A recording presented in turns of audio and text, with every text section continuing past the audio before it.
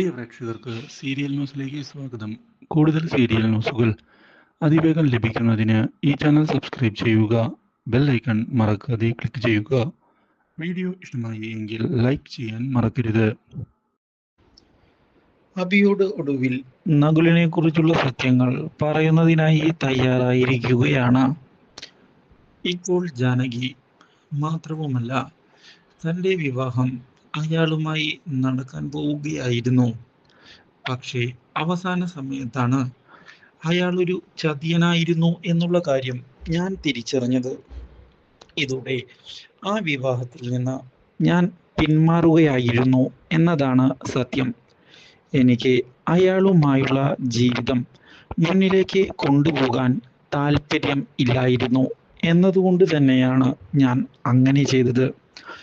അതിൽ ഞാൻ ഒരിക്കലും തെറ്റുണ്ട് എന്ന് കരുതുന്നില്ല.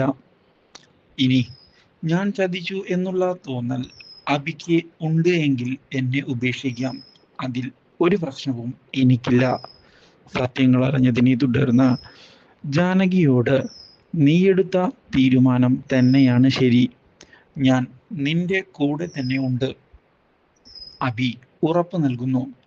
ഇതോടെ ജാനകിക്ക് സന്തോഷമാകുന്നു.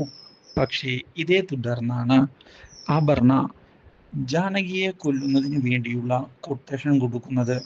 ഒടുവിൽ ഈ ചതിക്ക് പിന്നിൽ അപർണയാണ് എന്നുള്ള സത്യം മനസ്സിലാക്കുകയാണ് അബി.